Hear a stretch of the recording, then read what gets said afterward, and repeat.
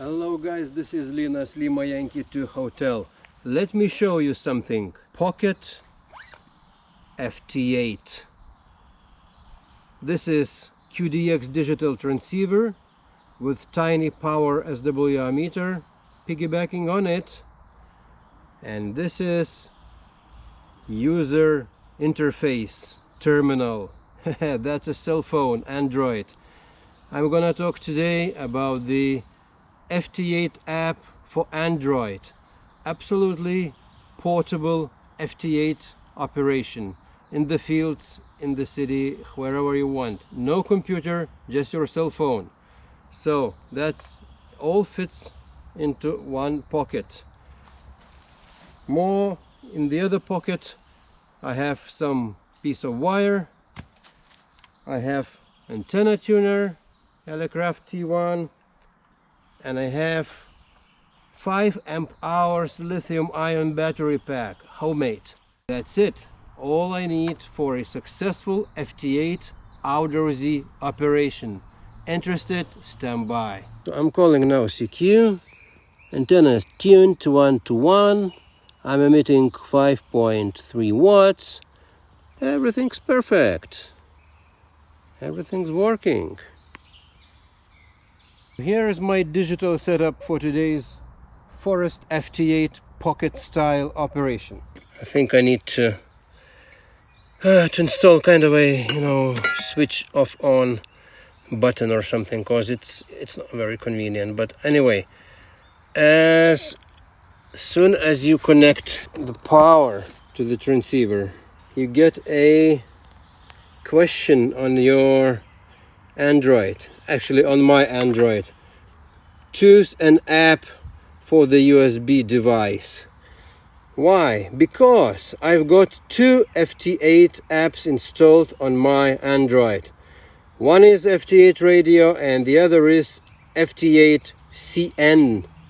Today I'm gonna focus on FT8CN, and maybe in the end of the video I will mention a little bit about the FT8 radio. My own preference, I tell you it in the very beginning. So it's FT8CN. It's for free, and it's a way more developed than the FT8 radio, which is paid app. I choose FT8CN, and voila, we have the screen. We have to select the serial port, and what is good, the FT8CN app recognizes the radio as a USB device as soon as it's connected by this short piece of USB cable, my homemade USB cable. It recognizes as USB device. In order to this to happen, it's very important that your Android phone is OTG compatible, on the go compatible. That's a USB connection standard. I found and discovered not all Android phones, especially some Chinese clones, no brand, no name Chinese clones. They're very cheap, they function as phones, but they don't have OTG function at all or enabled. Best of all, just check before you buy, or if you already have an Android phone, please check if your phone is OTG compatible. So if you got this OTG cable or adapter, not necessarily a cable, then you may connect to your radio directly, but the best way to check it out if it's OTG or not, just connect in this place, in this USB-A port, just any flash stick you've got, any USB flash you've got, just connect it, then go to the files on your mobile phone, and you will see, if you see your flash stick recognized as a USB device or not. If you see, then lucky you are OTG phone's owner. If not, it's not.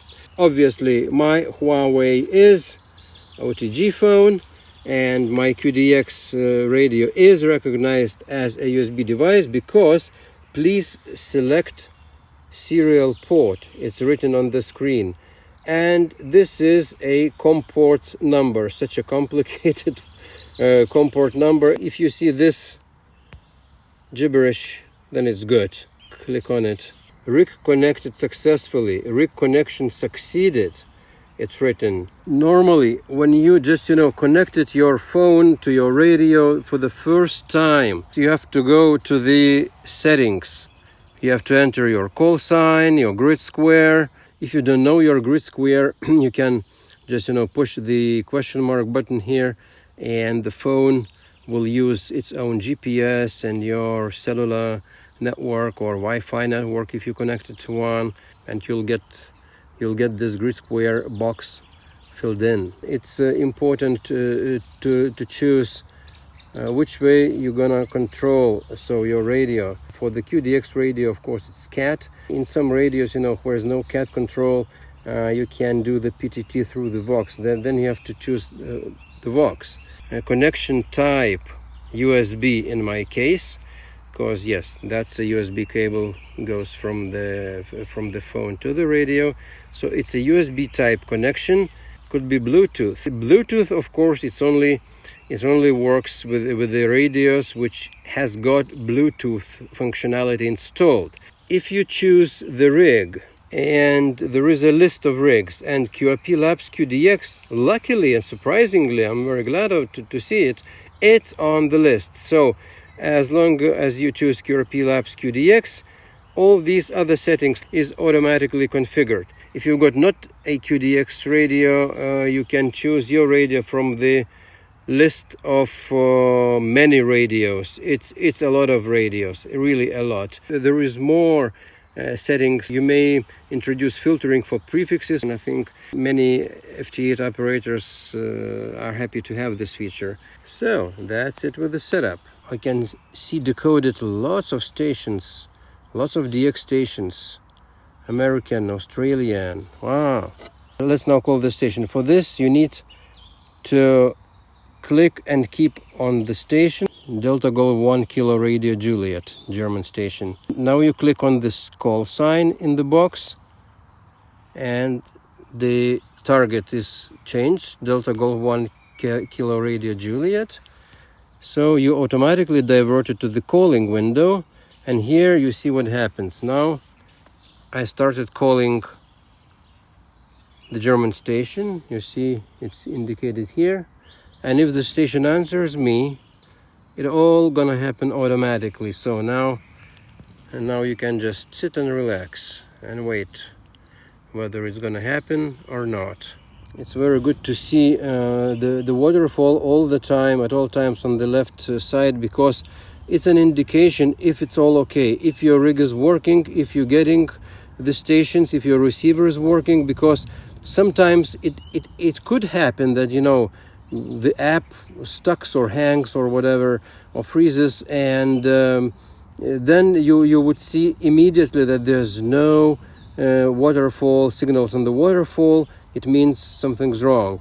That's very, very useful. The German station maybe doesn't see me, doesn't hear me, but my time is synced, because my Android has got no SIM card installed, but I have connected to my iPhone's hotspot, and it's then it's getting the network, the GSM network's time signals, and the time synced, because you see this delta T here, and there are 0.3, 0.1, so it means the time difference, it's only that, absolutely acceptable. If it would be not acceptable, you would see this value, like maybe more than 1 second, you would see this in red. So if you see the value time difference more than 1 second, or more than 0.7, something like that, it could be in red, and then it would be in red. It means you need to urgently adjust your time difference. So sync your clock of your Android phone.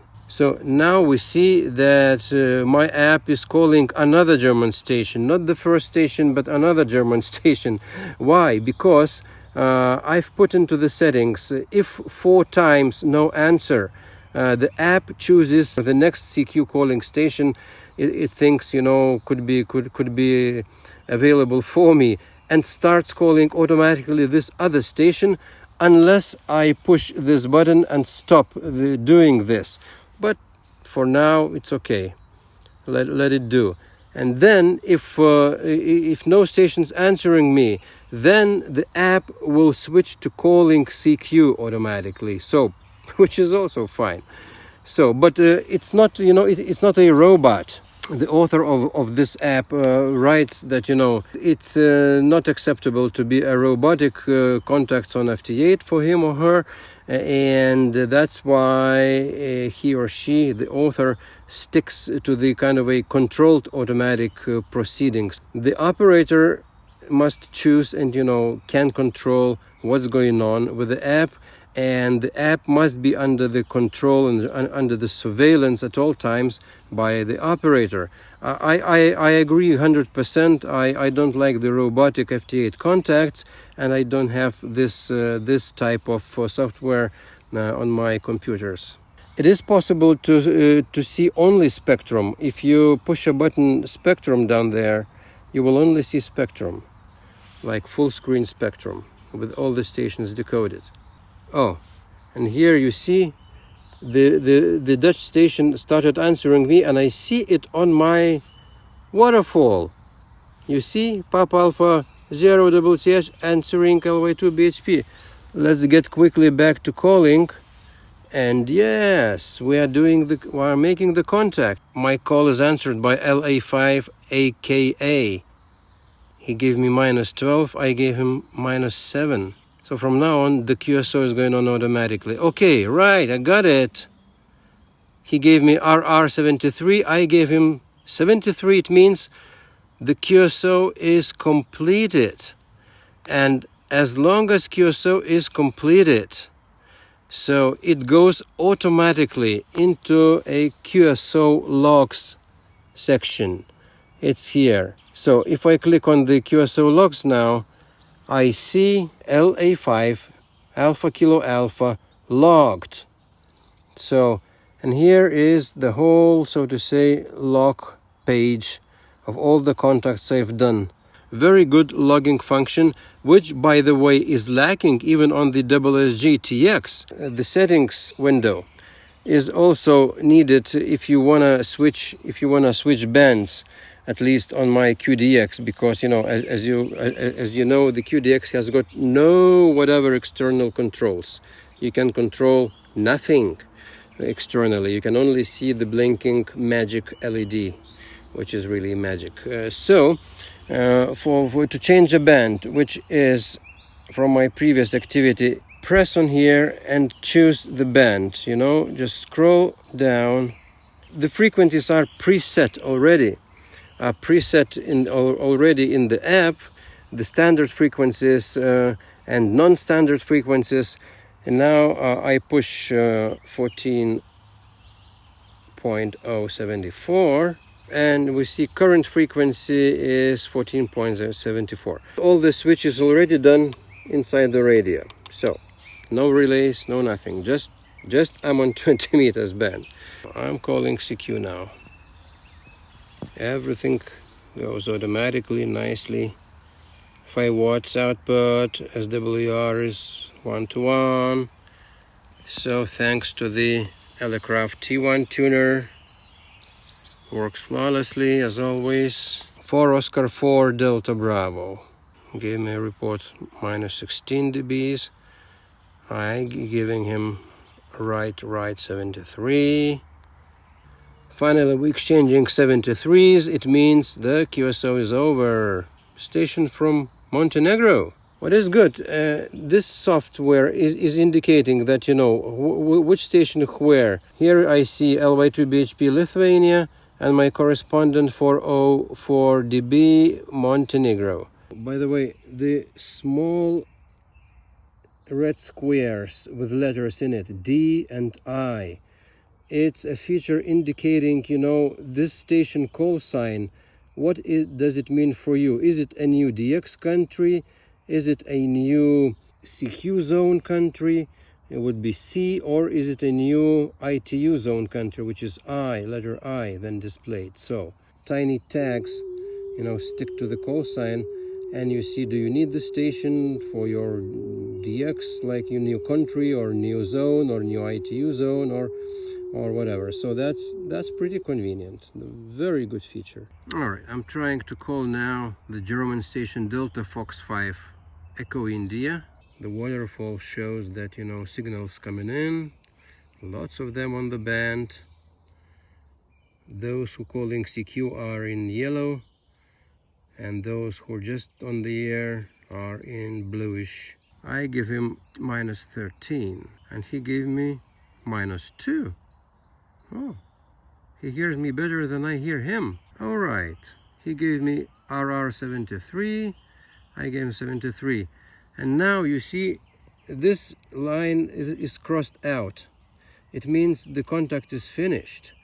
And it's like this, you see, the contact is finished. Now it's in the lock.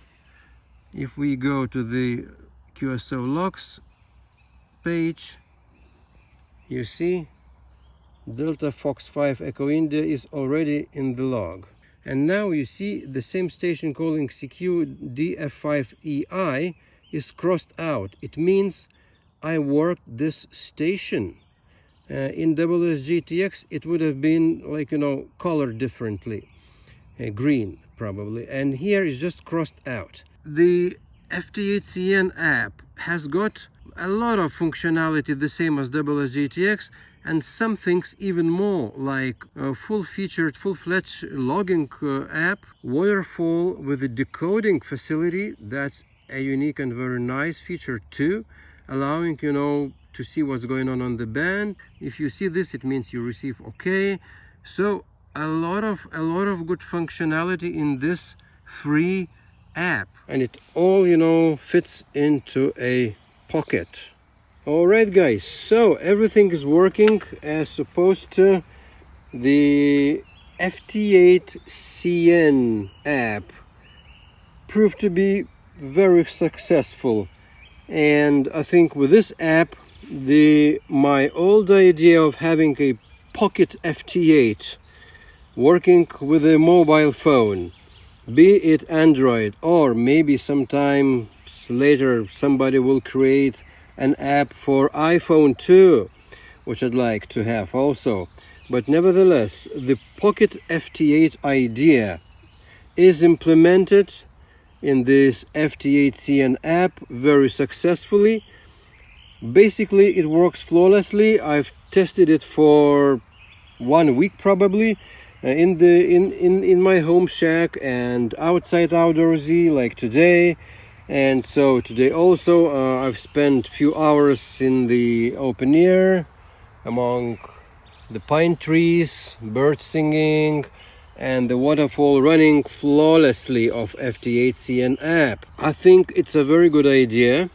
It's a very good implementation. There's an active live going on around this app. Many people are interested, so it's downloadable on Github. New versions popping up regularly, getting better and better, and implementing more features and more, and it's still a free app. In this review today, I have not reviewed another app which is also on the market, which calls FT8 Radio. I have it installed on my phone too. But well, you know, and it's not free. It costs like $10 to download and to use it. It's a nice app too, but it's way less functional, and it's pretty rudimentary. There's only one window, no waterfall, and it's pretty complicated to configure everything in the setup to get it working. But well, okay. I leave the FT8 Radio app maybe for some later time to review.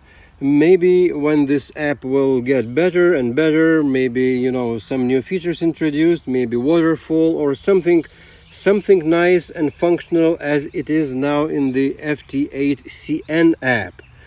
Well, so far I can only recommend the FT8CN app for downloading and for using. And so if you're interested in that, please leave your comment in the comment section. Was it difficult for you to download, to install, to use? How is it working, for you? Which radio are you using with it? It's not only, designed not only for QRP Labs QDX, which for me it was #1 priority because I wanted everything pocket size. But this app is working perfectly with most of the radios on the market, even with the most modern radios like ICOM IC705. It's really a lot of ways to use this app. I'd love to hear, how's it going for you guys. So with this said, thanks for watching. As always, peace and victory for Ukraine. More and more Ukrainian hams coming back on the air. I think this is a very good sign, and I hope this is a sign of the war ending soon, with the victory of Ukrainian nation and with peace prevailing in European continent. So thanks for watching. See you later in my next videos. 73, cheerio. This is Linas, Lima Yankee 2 Hotel.